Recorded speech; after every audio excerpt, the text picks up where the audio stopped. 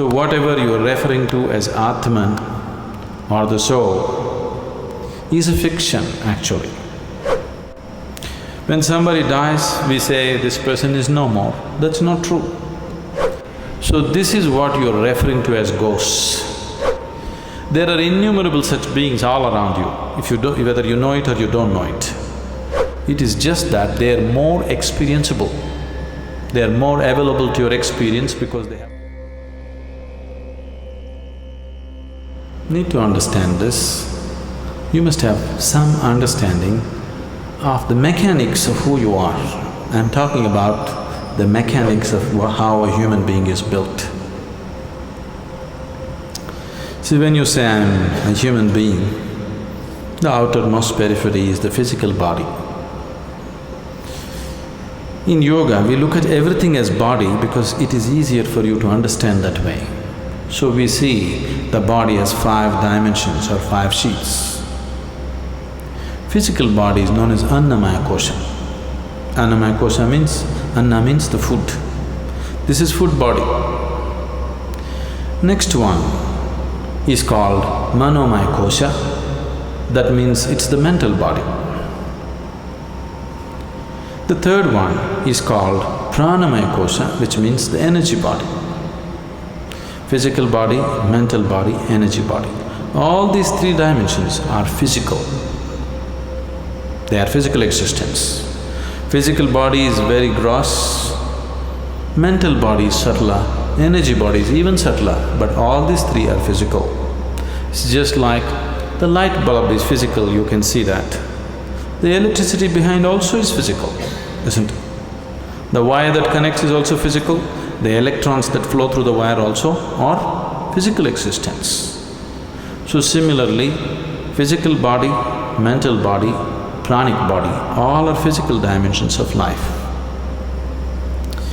This physical dimension of life, both in all these 3 dimensions, carries the imprints of karma. On the body it is imprinted, on the mind it's imprinted, and on the energy it's imprinted. This karmic imprints or the karmic structure is what holds it together. Karma is the cement which holds you to the physical body. Karma is the bondage, at the same time it's only because of karmic stuff you can hold on to the body and be here.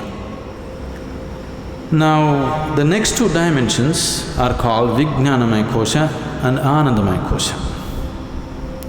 VIGNANAMAYA KOSHA is non-physical but related to the physical. It is like a transient state. ANANDAMAYA KOSHA is completely non-physical. So, VIGNANAMAYA KOSHA and ANANDAMAYA KOSHA means it's the bliss body. There is a bliss body inside which is 100% non-physical. It has no form of its own. Only if the energy body, the mental body and the physical body are in shape, it can hold the bliss body in shape. If these things are taken away, the bliss body will just become a part of the cosmos. So whatever you are referring to as Atman or the soul is a fiction actually. In the sense, people are describing a certain limitation of the non-physical as a soul. But the body for the soul is still your karma. If the karmic structure is completely dismantled, there is no soul, everything merges into everything else.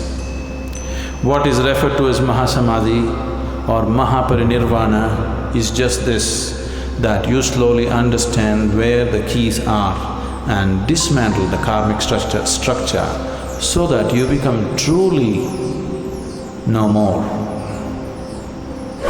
When somebody dies, we say this person is no more. That's not true. That person is no more the way you know them, but they still very much exist. So when a person dies, obviously the physical body is something that you borrowed from the earth. This body is just earth, isn't it? You understand? This physical body is just a piece of earth which is right now prancing around like this. But you have to pay it back, atom to atom, no interest though. But you have to pay back every atom. You won't be allowed to carry a single atom from this planet. Nobody has managed it. Physical body will fall apart. The mental body and the pranic body, depending upon the strength of your karma, goes on. If the karmic structure is very intense, unfinished, then it has to finish it. If the karma has become weak because it has run its course, then it very easily finds another body.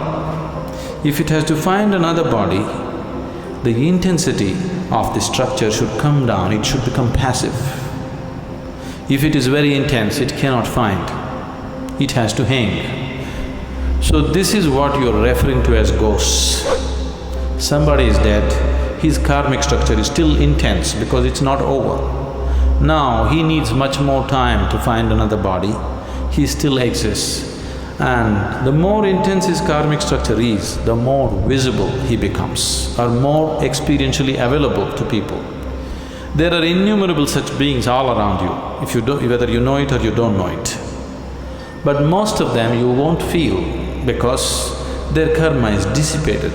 They're just waiting for more dissipation before they find another body.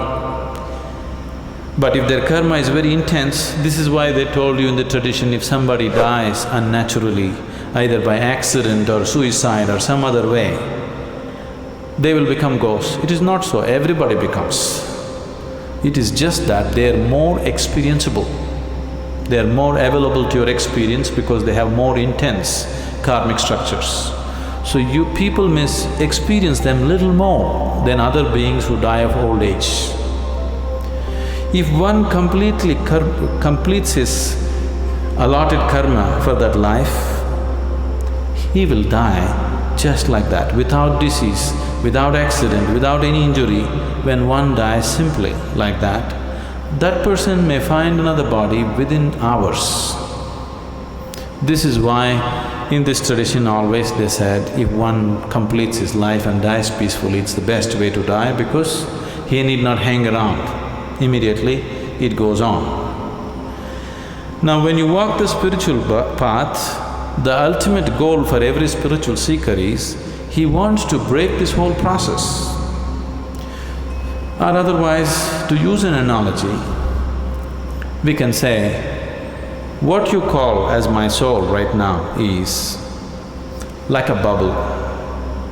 The outer periphery of the bubble is your karmic structure. Inside, there is air. Suppose you blow the bubble, you burst the bubble. Where is the air? Where is your air? There is no such thing as your air, it's become part of everything. So what you call as soul is fictitious because there is no such thing as your soul and my soul and somebody else's soul. Right now, this unboundedness is contained in the limited karmic structure, so it makes you believe as if this is a separate entity. If you take away the keys which hold the karmic structure, then it just collapses. So, this afterlife, next birth, don't believe all this nonsense. But right now if you sit here and just close your eyes, you can clearly see more than this body you are, isn't it?